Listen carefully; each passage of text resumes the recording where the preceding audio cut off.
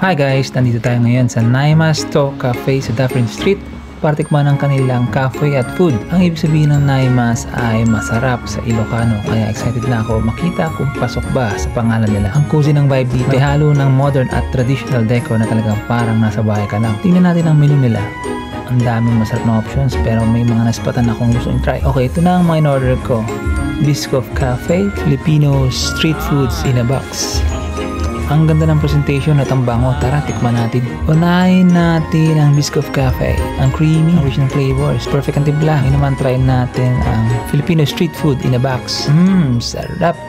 Ang pinaka-favorite ko today ay ang Kwek Kwek at Biscoff Cafe. Super must try ito kapag pumunta kayo sa Naimas To. Kung nasa Dufferin area kayo, huwag niyong palampasin ang Naimas To Cafe. Perfect spot to para ma-enjoy ng masarap na pagkain at drinks sa isang cozy na lugar. Salamat sa pagsama sa food adventure na ito. Kita-kits!